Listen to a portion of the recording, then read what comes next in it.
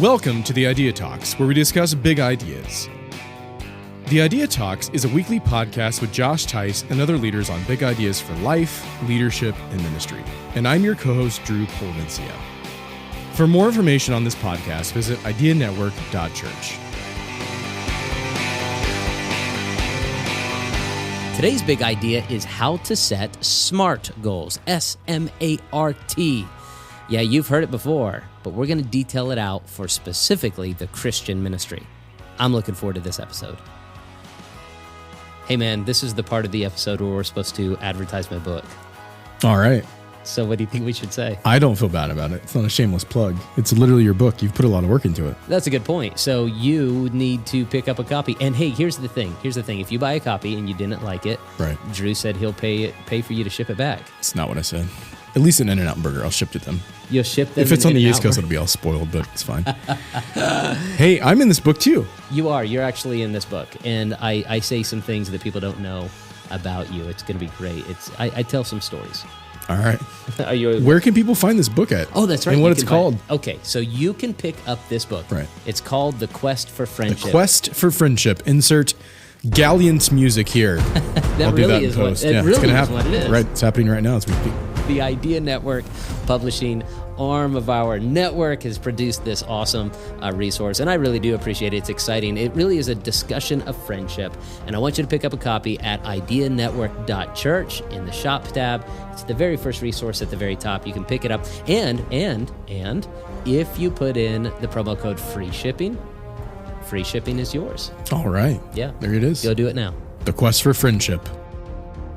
Welcome to this edition of the Idea Talks. On today's episode, we are going to be talking about SMART goals. SMART goals, episode 101. So we're kicking off a new 100, and we want you to get smart with the goals that you've mentioned. And Drew, you and I have goals, specifically as it relates to how we raise our children. Oh, yeah. And we just were talking off record. Off the record, yes. About this goal. Yeah. And that was to train our children in the way they should go as it relates to knowing the Force. Yes. And then the ever-expanding Star Wars universe.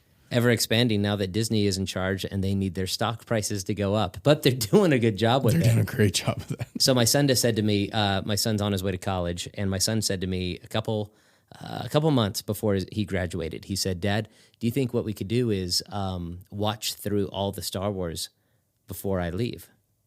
In that moment, did you just bawl your eyes out and say, "Son, I never thought you'd ask"? It was a strange moment. I'm like, yeah. I had to remain chill. You know what I mean? Sure. I'm like, yeah, sure, yeah, whatever. But inside, I'm like, this, I've won. I did the right thing. I did the right thing. But you're taking Gracie through, right? I am. So how old is Gracie for our audience? My oldest is 8, and we just made it through all of the movies, and now we're going through Mandalorian next. So. And what did she like the best? Solo and Rogue One. Those were her favorite. So they're kind of those middle movies that often get overlooked, but they're so key. They are key, building but the story. Those are odd selections. Why do you think she picked those ones? I think because of the relationships that are in some of them, and then just how it kind of set up. Think about Rogue One is Rogue One's a killer. Yeah, literally the entire movie is to explain how they got the plans to kill the Death Star, which is great. So if you ask my son, he prefers episodes 1, 2, and 3, right, which is very problematic for me. So did he just come to you and be like, "Hey, Dad, I want to watch Star Wars"? Yeah. Or did he have a plan to do this? No. He literally came to me. He's like, look, we're gonna. It's funny because as he's gotten to this place, I think it's his personality. He tends to be a little bit sentimental. Yeah. He's got a bit of that melancholy inside of him. Sure. And so he's been doing all these odd and interesting. He's been really nice to his sisters. Every once in a while, I'll just see him put his arm around his mother and be like, "Mom, I love you. I'm gonna miss you." And I'm like, Where was this kid 2 years ago? Sure. 2 years ago, he's being a little jerk all the time. Yeah. Now he's the nice kid. And so he's like, I think partly, now that I'm saying out loud, maybe he's doing it for me. Sure. Maybe he doesn't even want to see him. He's like, Dad wants to watch Star Wars with me. So yeah. Let's do that. But nonetheless, yeah, he would say episodes 1, 2, and 3 probably because that's his first memory of Star Wars. Right. So. Yeah. And did he have a time frame in which he wanted to, watch all these movies in? No, just between now and going to college. Okay. So we're only through episodes 1, 2, and 3. I don't think we're going to make it. but we're going to do some traveling this summer, and probably while Mom drives, be in the back watching a couple of the episodes. I don't know that we're going to be able to get through Mandalorian because we just saw those, but man, that's a great show. Yeah. Yeah. So what you're telling me, he really didn't have much of a goal in front of him. No. That's why he needed to have it smart. If he gets all the way to college and we did not finish it, I would say, son, the problem was that your goals specifically, well, they were not SMART goals. And you might be saying to yourself, what is a SMART goal, Josh?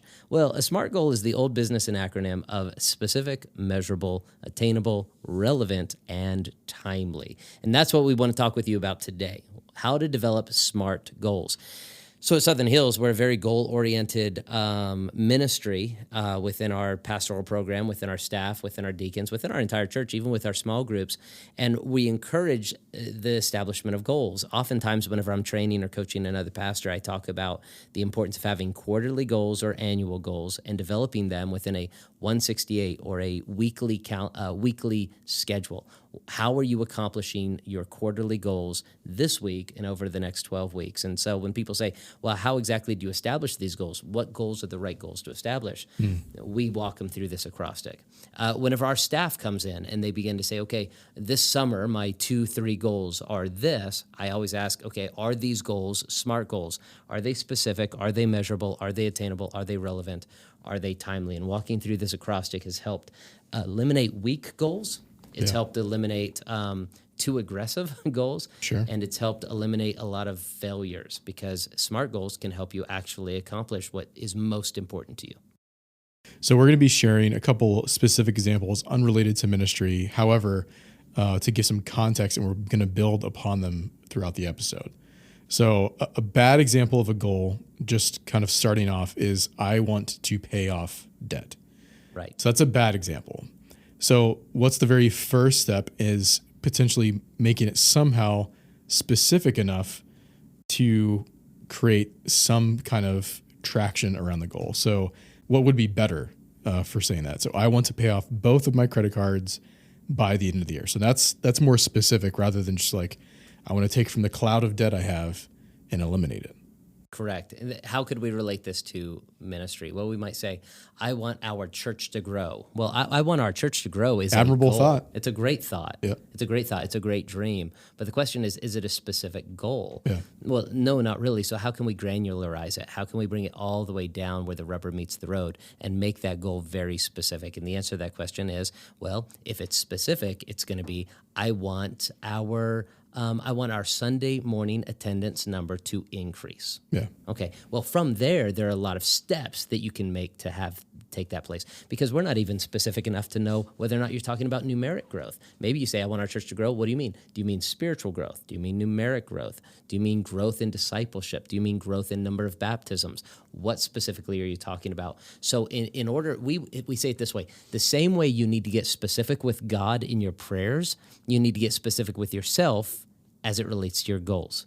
So you don't just say, oh, God, bless me. Just bless me. I mean, we do need to pray for the general blessing of God. Jabez prays for the general blessing of God, and we do want to have a goal of church growth and people being saved.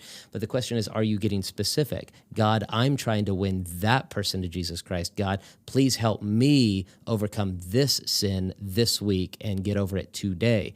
Specific goals lead to specific prayers lead to specific answers, and specific goals lead to specific achievements. So moving on from something specific, we want to step into the pond a little bit deeper and make it a measurable goal. So using the same example we had before, I want to pay off debt. We changed that to be, I want to pay off both my credit cards by the end of the year and pay off half the balance on each card by October 1st. Now we're getting very specific and measurable. So somebody might say, well, I really would love to see the church grow. Right. And what does that mean? Well, I'd like to see it grow numerically. I'd like to see more people coming on Sunday mornings. Well, how are we going to do that? Well, let's get very specific and granular. We're going to mail out 20,000 invitations to a 1-mile radius. Very, very specific. Yeah. Not only are we going to mail out 20,000 invitations to a 1-mile radius, we're going to encourage every member of our church over the next 3 weeks. Now I'm breaking into timely. Sure.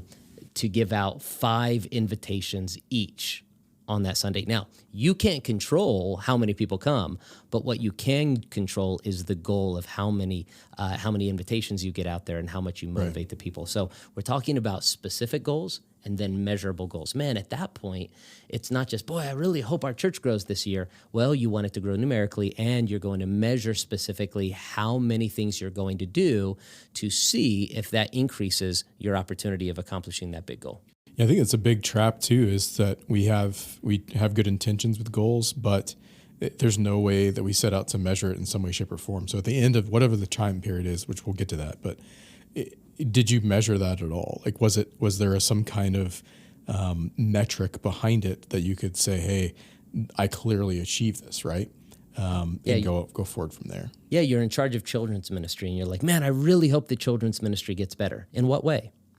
In what way do you want the children's ministry to get better? Well, man, I would really like to have, I think the problem is I don't have enough workers in there. I think I need more trained volunteers. That is specific. Sure. Okay, then how many do you need? How many do you need? Yeah. That's specific and measurable. Yeah. Exactly.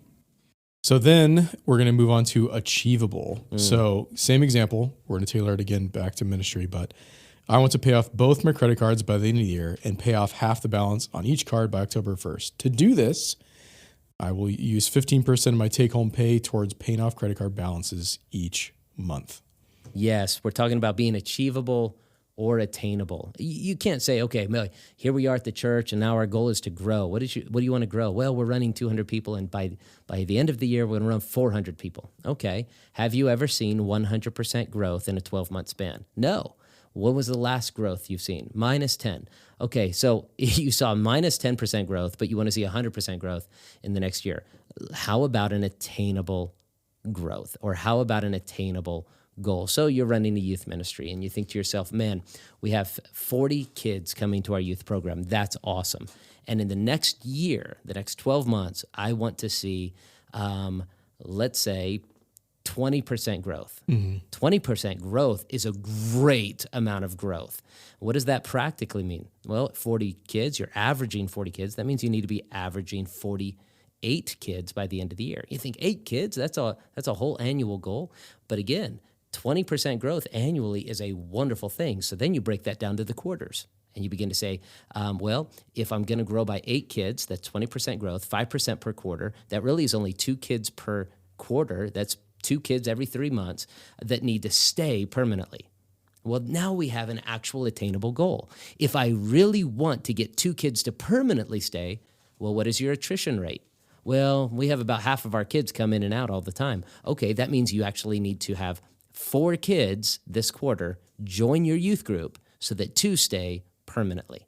You do that 4 times in a row, now you've taken your specific, measurable, and attainable goals, and you've brought real growth. Then suddenly, when at the end of the year, and this is why it's so important when it comes to setting goals and establishing goals, at the end of the year, when you're a little discouraged and a little sad and a little depressed, and you're thinking, man, I don't think I'm really doing much, and the devil, the enemy, tries to come and say, you're good for nothing, nobody likes you, you're not accomplishing God's work, you can look at your quarterly goals, and you can say, that's not true. My goal was to grow by 20% this year. In the first quarter, I did this. The second quarter, I did this. Third, fourth quarter. It's not just good for you to remind yourself. It's good to remind the devil, and it's good to remind those who you work with. I tell our staff all the time, take your quarterly goals. They print them out, or they keep them in a file on their computer, but they're supposed to still print out a copy, put it physically on the desk of Pastor Fred. Every single quarter, they're supposed to print out their goals and put it on. Achieved or not achieved. That's purely because the vast majority of time, I would say about 80% of the time, we get our goals achieved. They place that. Why? Because those go in a file. And if they ever get discouraged, they can look up and say, I have hit my goals 7 out of 8 times. Well, that's awesome. Right. If somebody else says, what do they do around here? The answer is 7 out of 8 times they accomplished their goals. And so this is an incredible resource for you in the future and for others. So we're talking about specific, measurable, attainable goals. I think there's both sides of this too. I think, sometimes people that are overachievers, to your point, like they want to double whatever their department is, within a calendar year, right? But at the exact same time, maybe there's the underachievers that say like, I want to grow by 10%. And the ability there is not really very, challenging. And the fact that you can say like, hey, like Is this going to be any bit of a challenge for you? I know you said it's attainable, but at the exact same time, like maybe you could attain a little bit more. It's a great point. Unattainable, it's really a balance. It's am I pushing enough? And some people you work with, and you know your own personality, maybe you work alone. Really be honest with yourself. Be honest with the people that you work with. Some people are going to push far too much. They're far too optimistic. They're going to be like, man, I think we could have, like you said, we're going to double everything this year. Whoa, that's not attainable. Others are far too pessimistic. Well, I'd be really glad if we got just another 2% growth. Come on, bro. What are you trying to do here? Let's push forward. And so really sharing your goals with others and working through those goals with others is a great way to make sure that you're right there in the middle of that balance. It's reachable, but it really is stretching you. So next up, we have relevant. And I think especially in the ministry context, this is very key to trying to stay in your lane, so to speak. Yeah, absolutely. Okay, so if you're in a larger team, you might say, man, you know what we really need? What we really need is a new band. That's what we need. We really got to focus on getting a new drummer and a new guitarist. And you're like, yeah, that's great, bro, but you lead the seniors ministry? Like, why are you talking about the band? Or conversely, if you're leading the worship and you're like, okay, what we've really got to focus on now is we've got to focus on the men's ministry. That's not your business. So now that's fine. If you work in a collaborative team like Right. Southern Hills, you might have moments like we have a monthly meeting that is called, where does this take place? I think it's the strategy meeting where people bring up their ministries and they ask for input and feedback. But in reality, your goals ought to be focused on your areas of responsibility. So there should be children's ministry goals if you live and work within the children's and the nursery department. There should be counseling goals if counseling department is your area. If you're a church planter, there should be church planting goals. Why are our goals related to other people's areas of expertise? And we're starting to get into this a little bit, but this step in the process really gets into the why of why you're even making this goal to begin with. And hopefully it is to propel you forward in whatever area you're trying to reach or attain this. But the relevancy stage is how it directly applies to you and really why you're wanting to do this entire thing. Yeah. Last but not least, timely. So all of this is good. This we can get very specific. We can have a measurable goal. We can have something that applies directly to us, something that is realistic or relevant to where we're at. But all of that is great until we say it's going to be done by when. But yes, you got to put a time stamp on this thing. This has been one of the greatest failures of my leadership over the years. Until I learned this principle, I would get so frustrated with the people that work with me. And I think, why don't they get it done? And the answer is because I never told them when. They're going to, in their mind, they are on their way to doing it, but it wasn't told when. So we've become very intentional. Our executive team, Fred and Jason and Heather and myself, we've become very intentional about giving time, even with directives. So pulling in to record this episode, I noticed the 2 banners on the side of the building are faded badly. And so I took a picture of it, sent it to Fred, and I said, hey, pal, could we get this done? And I'd like to see these redone and put up by anniversary service. So the last week of July, by anniversary service, August 1st. Always timely. To which he replied, yes, Pastor, thank you so much. Actually, they're going to print this week. So he's already on top of it. So they're going to be done way ahead of time. But even in the directives, we want to be timely. If you're going to set yourself a goal, don't say, man, okay, let's talk about personal goals. I'm going to lose weight. Okay, well, let's get specific. I need to get healthier. Let's get specific. I need to lose weight. Let's get even more measurable. I need to lose 10 pounds. Okay, by when? Well, that puts suddenly an urgency on you to say, well, man, if I'm going to lose 10 pounds over the next 10 weeks, that means I need to lose 1 pound per week. Oh, that's attainable. Okay, and now that I know 1 pound per week, well, what's the math on that? Then you get a nice app like MyFitnessPal, and suddenly you're able to calculate, literally all I can do is if I eat these calories every single day and I work out this much every day, I will lose 10 pounds by. So the timely aspect makes your goals actually happen. And suddenly the frustrations of life and the frustrations of ministry begin to fade away because you see yourself actually accomplishing what I would say here at Southern Hills, 3 out of 4 to 7 out of 10 goals. Now, why do I say that? Because I think if you're accomplishing 100% of your goals every single year, you're probably not stretching enough. If you're accomplishing none of your goals, then you may not be stretching, you're stretching too far. For us, our average, and I don't have the data in front of me, I would say about 3 out of 4 goals that our staff gives me or that we come up with, we reach every single time, sometimes 7 out of 8. So as a leader, I want to back up a little bit here because I think the last two go together. And how do you set realistic timelines for your team and not frustrate them in the process? Realistic timelines for your team. That's a great question. And that is, we really attempt not to give too many, I used the word directives a moment ago. We really like to collaborate and converse on this. So when it comes to my team, I want them, the way we work is in quarters, right? Spring quarter, summer, fall and winter. What we do 6 weeks before every quarter is I sit down with a one-on-one conversation and I say, what do you want your fall goals to be? What do you think? Where's God leading you? And I look at him in the eye. I do this all the time. God has called you just as God has called me. What has God called you to do here? I want to help coach you to accomplish what God has called you to. Mm-hmm. What goals are you looking for the fall? So let's say our next gen pastor might say, man, what I really would like to see in our Ascent youth ministry is this number of people coming by the end of the end of fall. Fantastic. I love that. Do you think that's far enough? I don't know. Do you think it's too far? I don't know. And we begin to discuss it. Now, what we do in that 6 weeks prior to the new quarter is we negotiate. Well, that's the word we use. We negotiate. Sometimes they'll push back and say, well, maybe it should be this number. Maybe it should be by this time frame. Maybe it should be this measurable goal. And we begin to talk back and forth over that over the next 4 to 6 weeks. So by the time the fall starts, which for us is September 1st, by the time that fall, we've agreed. We have fully agreed that is your goal. You've brought it to me. I agree. I've challenged it. I've helped coach you. We're in agreement. We believe we can do this. It's going to be stretching, but it's also going to be attainable. Let's go for it. Mm-hmm. That's how we do it. I let them establish the goals, and I try to be more than a boss on this. I try to be a little bit of a coach, and I try to pull out of them how will they feel accomplished at the end of the quarter?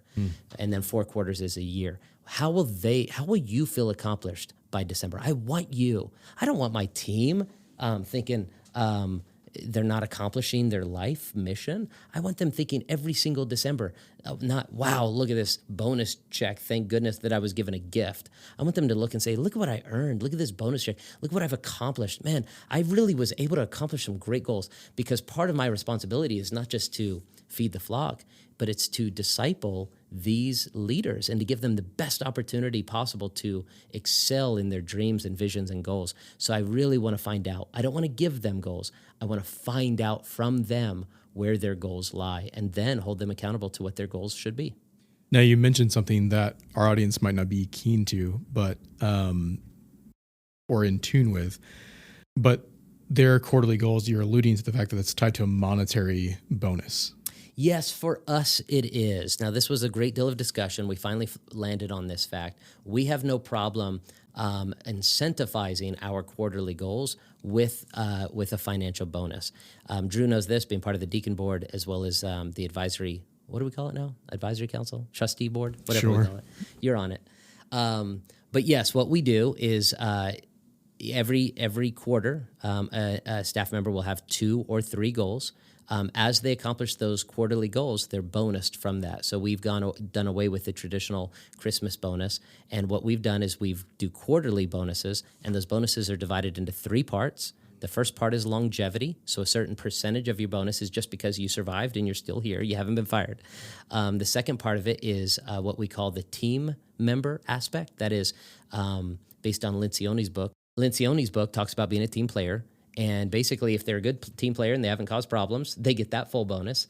Which I like that so much about, or the structure that we do, is because, when we talk about relevant goals, maybe a member of your staff is so only focused on their area of the business that it's at the neglect of all the other ministries, right? So yes, they're potentially their avenue, their lane they're running in, right? Could, and this is a very rare situation, I'm sure, in churches, but you could prey off a different ministry to boost your own, area or happens all the significance. time. Yeah. If you're part of a church that's over 300 people, it's something you're going to face. You've got if you run in silos and you're only focused on your ministry and your success, and that's the only goal, then you're not going to be a good team member. You're not going to be willing to sacrifice what you need for somebody else. So we tie part of the quarterly bonuses to that, primarily and solely for this reason, so we can bring it up every quarter. I want to be able to bring up in every single quarterly meeting when we bonus each person individually, one-on-one, you did a great job when it comes to teamwork. You care more about the team than you do yourself. You're still here. You're alive and you're kicking. Great. And then number 3, you accomplished these goals. And so I think it's about 40% of their bonus is divided up into these 2 or 3 goals. What happens if they don't accomplish one of their 2 goals? The answer is they don't get that bonus. They get 80% of what their quarterly bonus is. What if they don't accomplish both goals? They get 60% of their bonus. Now, somebody might say, well, what if that happens like 4 quarters in a row? They only get 60% of their bonus 4 quarters in a row. If that happens quarter after quarter after quarter, they're likely not to be working here very long. Primarily for one of 2 reasons. We're going to be a little disappointed in their inability to accomplish goals that are not directed at them, but really conversed with them, coming from them. And they're going to be frustrated to live in a ministry that is so aggressive, and that's the word I would use. Not everybody is cut out to work in a ministry like this. Not everybody ministry methodology or philosophy would be okay in a ministry like that, and that's okay. By the way, some of you could be listening to this and you're like, man, this really turns me off. It's totally cool, man. We love what you do, and we're okay with what we do. You do what you do, but that's how we function here as it relates to developing those goals. Are there any resources that you would, point out for our audience that's helped you with goal making or communicating goals to your team? It's conversations really with the businessmen of the church. I've talked with Michael McConnell about these things. I've talked with other businessmen in our church, people who lead larger organizations. I've talked with you about this kind of stuff, how you lead your teams. And I really, personally, I relate to goal-oriented people. Mm-hmm. I think sometimes goal-oriented people can lose their identity in Christ, and they get their identity in the goals they're accomplishing, or they become depressed because they're not accomplishing goals. I don't think that has to be the case as long as you're spiritually where you need to be. But I do relate to that aspect, and I think bringing that into the ministry, as long as it feels like a safe environment, is still can become a fun environment. Yeah. And that's what we really strive for. I want them to accomplish what they want to accomplish so that they feel achieved, but I also want them to have fun with this, and the competition side of it is a lot of fun for the type of person that comes to work at Southern Hills. Got it. I think Atomic Habits is great for our audience hasn't read that yet. He does a great job of like setting goals, talking about the process, and then tying it to an identity. Oh, cool. So we're talking about weight gain, weight loss or whatever, or a person who's trying to get out of debt. Atomic Habits. James Clear. It's great. Cool. Fantastic book. He's got a great story about how he got there. It's literally his only book he's written, but he's a young guy, and I think our audience will get a lot of value from it. Beautiful. Love it. So set up your goals. It's fall. It's coming up, fall season, and start setting up your goals for this fall, and especially your annual goals for 2022. Thanks so much for listening to today's Idea Talks. If you would like to reach out to us, drop us an email at joshtice@ideanetwork.church. If you benefited from this podcast, we ask that you take a moment to show your support by subscribing, rating, and reviewing the podcast on iTunes. Thanks again for joining us, and we will see you right here again at the Idea Talks podcast.